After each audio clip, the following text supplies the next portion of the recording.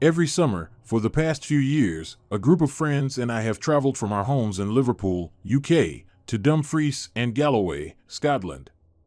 Dumfries and Galloway is home to the largest continuous forest in the United Kingdom, Galloway Forest Park. It's a wild place, with some parts of the woods so dense and overgrown that it's evident nobody has set foot in them for hundreds, possibly thousands of years.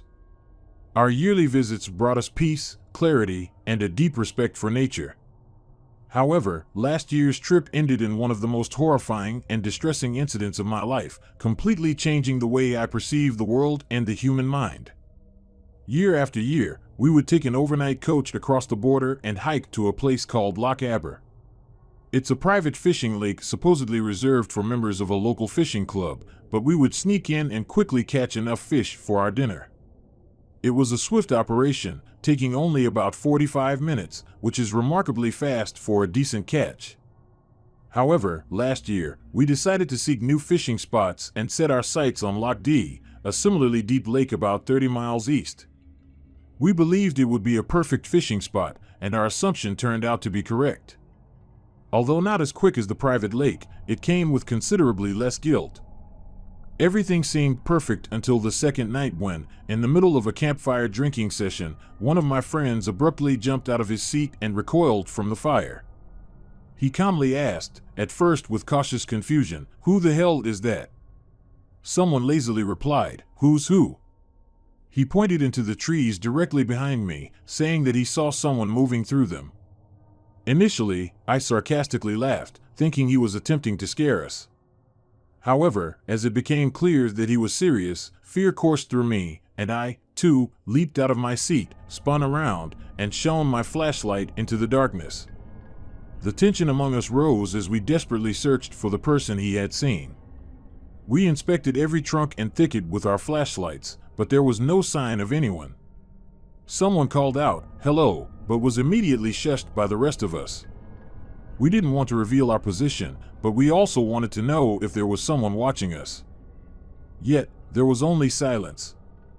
"I think you've had a bit too much to drink, mate," I remember saying to my friend who claimed to have seen a figure walking through the trees.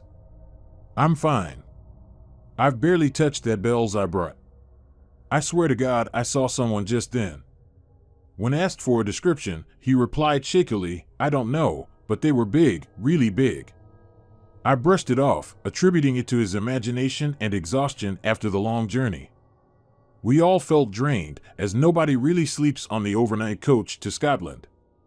Although people close their eyes and put on some music, they rarely get any proper sleep. Consequently, we were all pretty worn out by the end of the first night. The next morning, we felt even worse. The first night after such a long journey is usually when we sleep deeply, but not that night. None of us could relax fully with the possibility of someone stalking us lingering in the back of our minds. Thankfully, we had planned to spend the day fishing as we weren't in the mood for anything else due to our exhaustion. After breakfast, we headed down to the loch with our fishing gear. It was a beautiful area, with a crisp, blue lake surrounded by hills. Scotland often experiences lovely sunny days in the summer, but that day, the sky was a grimy gray, as if the sun had barely risen. Tired and half-soaked from the drizzle, I was barely excited about fishing for dinner. I secretly hoped for something exciting to happen, and unfortunately, my wish came true. "Look," one of us shouted, "over there, on the other side of the loch. Jesus Christ, can you see that thing?" It was the same friend who had seen someone or something in the trees. Terrified, we all turned to look. "Where?" we asked anxiously, knowing that if another sighting occurred, it couldn't be a mistake. He pointed and said, "Just on the other side." It came out of the trees for a moment, then disappeared again. "Please tell me you saw that." I attempted to calm him down, suggesting it was probably nothing. "I know what I saw. And we need to get the hell out of these bloody woods right now," he said, panicking and gathering his fishing gear. He rushed back to camp, with one of our friends following him, still trying to reassure him. But his fear was uncontrollable, stemming from whatever had briefly emerged from the woods on the other side of the loch. I asked the other guys if they had seen anything, and they all shook their heads. None of us had any idea what he was talking about, but his outburst had left us equally disturbed. We had planned to stay for a full week, but the second night was our last. We managed to calm our panicked friend and convinced him to stay a few more nights, at least. After all, we had come all this way, and I wasn't about to let him leave just because he had been frightened. However, the unsettling experiences didn't end there. In the middle of the night, the friend who had been seeing things burst out of his tent, woke all of us up, and asked, "Can you hear that?" There was silence, utter silence. I strained my ears, trying to hear what had terrified him, but there was nothing, only the rustling of a few sleeping bags as confused guys sat up, awake. He scratched at his own ears, gritted his teeth, and rocked back and forth in the dirt as the sound seemed to overwhelm him. It was then that I realized, and I believe everyone else did too, that there was no noise. There was no monster. It was all in his head. He was experiencing a psychotic break, and it was all in his head.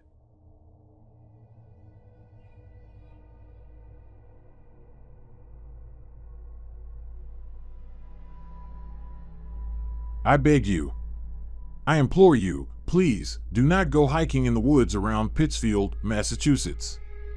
I know those woods like the back of my hand. I was playing with my little brother among those trees when I was still in single-digit ages. So trust me when I say that something has been changing out there, and not for the better. I first noticed something was horribly wrong during a hike a few weeks back. In early spring, birds migrate back from the warmer, southern climates to their northern territories en masse. Thousands upon thousands of tiny songbirds occupy the trees around Mount Greylock during the month of March, each singing a sweet, chirpy song that is, in reality, a bellowed war cry, a call for challengers to step up and knock them off their perch. Yet as I trudged through the previous winter's leaf litter, I couldn't hear a single goddamn thing. No birds, or any other animals for that matter, seemed to still call the forest home. This made me nervous for two reasons. One, animals have an uncanny ability to detect dangers that are imperceptible to humans. Their sense of smell, hearing, and general atmospherics are far superior to our own.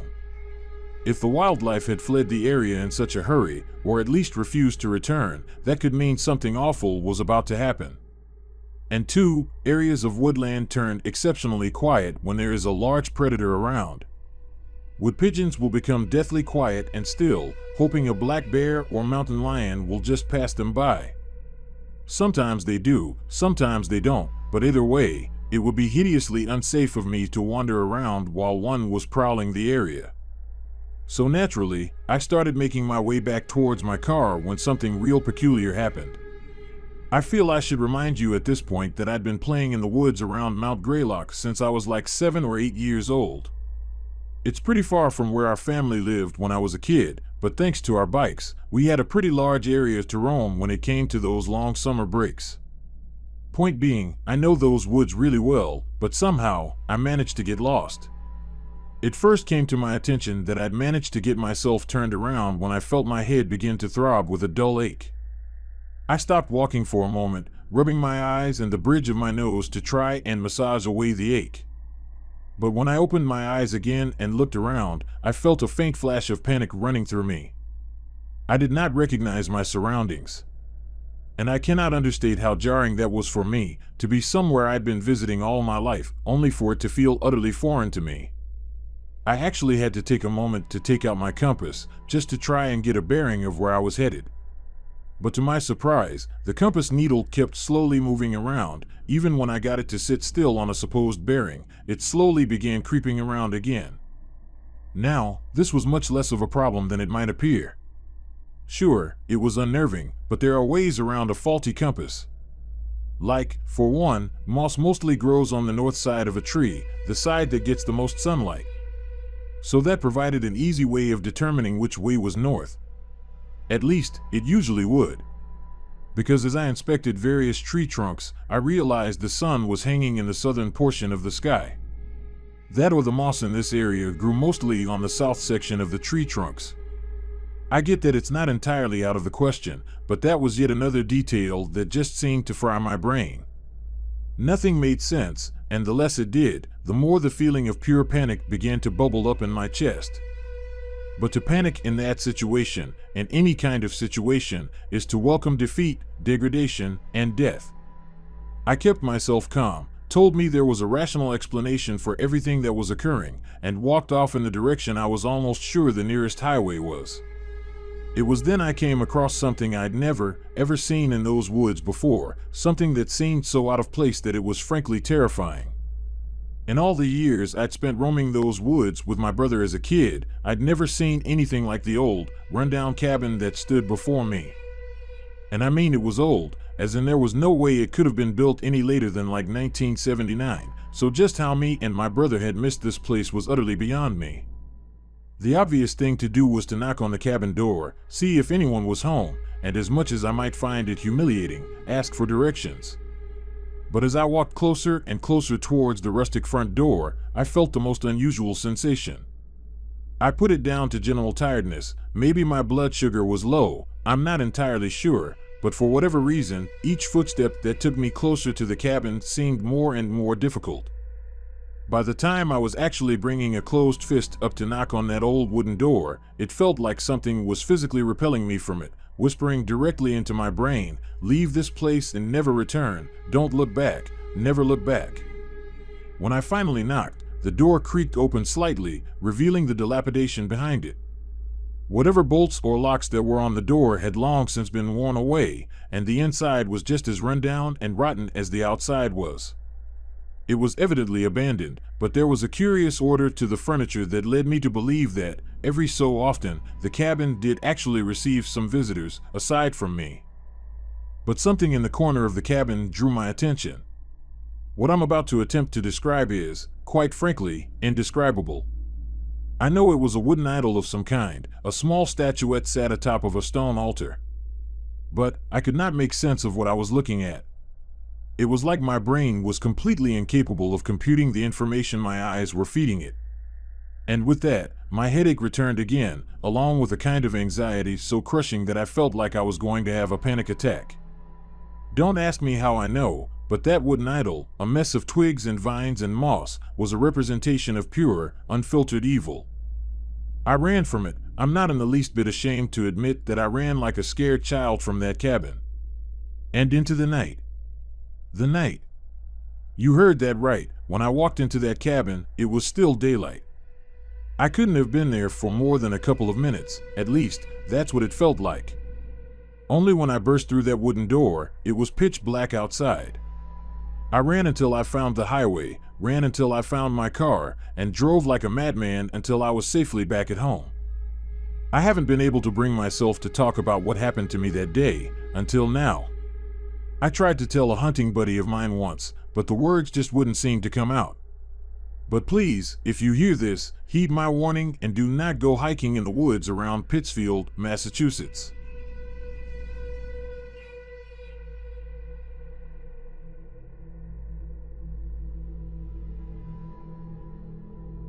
The scariest story I've ever heard was told to me by my grandfather. He was a soldier during the Second World War, enlisting on the day he turned 18 on March 3, 1944. The timing meant he missed the D-Day landings, as well as all the horrors associated with it, but he arrived on the Western Front just in time to take part in something arguably much worse, the invasion of the German homeland. Looking back, with the kind of 20/20 vision that hindsight gives you, it seems obvious that Nazi Germany was destined to lose the war, squeezed under the combined weights of the Allied and Soviet armed forces. But in the moment, during the day-to-day fighting in the fields and forests of Northern Europe, the future seemed anything but certain. In fact, Germany was still convinced it could win the war. Using atomic bomb technology, stubborn defensive tactics, or a combination of the two, the Nazis were far from convinced that their fight was over. And it was into this new phase of the war that my grandfather found himself in, during a nightmarish push into the Nazi heartland that would prove just as terrifying as anything that had preceded it, if not more so. On the 2nd of October, 1944, the Battle of Aachen began.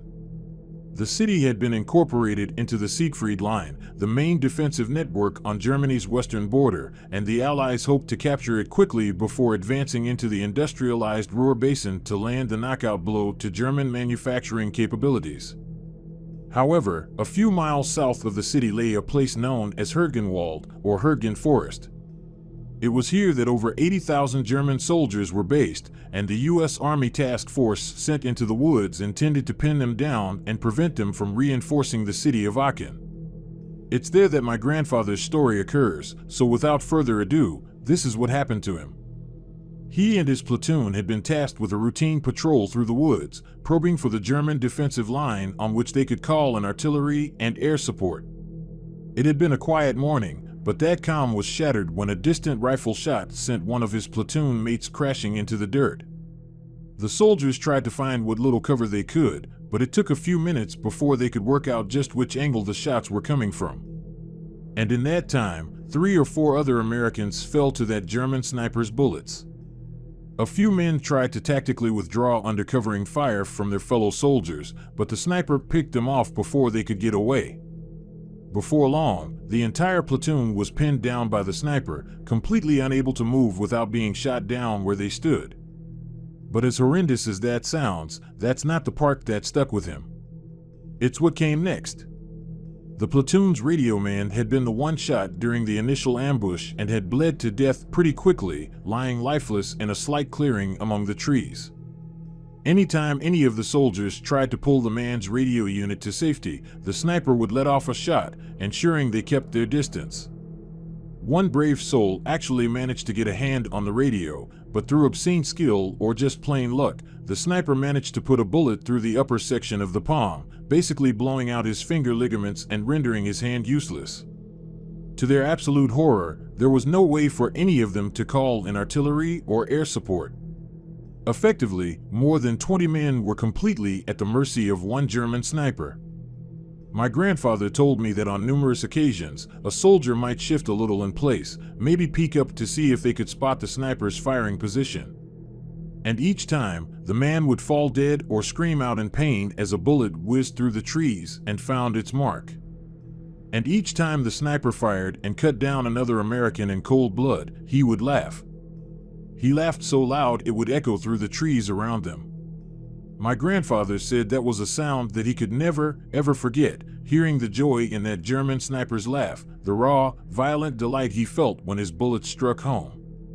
Sometimes he would shout something, a phrase my grandfather couldn't understand but had translated later on. Mehr weinen Kinder. More crying children. That sniper had my grandfather's platoon pinned down for about 6 full hours, but to him, it felt like days. They had to just lie there, perfectly still, as the dead, open eyes of their fallen comrades stared at them, looks of shock and horror on their lifeless faces. At one point, the sniper, unable to spy any living targets through his high-powered scope, began to fire upon the dead in an attempt to break the platoon psychologically. My grandfather told me the entire platoon winced in disgust and terror as a bullet smashed into a dead man's skull. He had bled out leaning up against a tree and was evidently still well within the sniper's sights. Of all the wounds and injuries my grandfather saw during the war, he told me head wounds were always the worst. Once the structural integrity of the human skull is compromised, be it by bullet or shrapnel or from the blunt force of a rifle butt, a person's face changes shape. The first bullet that hit the dead man's skull practically split it in two, right down the middle. But nothing I can write will outdo the exact, horrific manner in which my grandfather described it. I'd known that guy for months, I could recognize him in the dark, just from his gait. But now, I didn't recognize him at all. His eyes, way too far apart, he looked inhuman. But the sniper didn't stop there. He laughed and laughed and laughed as he sent 2 bullets, then 3, then 4, sailing into the dead man's skull, pulverizing it until it was just a mess of broken bone and leaking brain matter. Eyeballs, still connected by the optical nerve, dangled from shattered eye sockets. I can't even imagine how traumatic that must have been for a kid who was only barely 18 years old. I mean, he was still a kid, a goddamn child. I think back to when I was 18, I could barely handle seeing a paper cut, let alone seeing someone's entire goddamn head explode. His platoon had to wait until nightfall to escape. They did so as barks of Fiegling. Fiegling echoed through the trees. Cowards, cowards, the German sniper called them, in between volleys of that perverted, manic laughter. My grandpa said he still expected to be shot as they ran back the way they came, trying not to have head-on collisions with tree trunks as they did. One man was so terrified he actually did run straight into a tree, broke his nose, but just got up and kept running. Grandpa died last year, so I consider this a little tribute to a great man who went through terrible times. Rest in peace, Grandpa.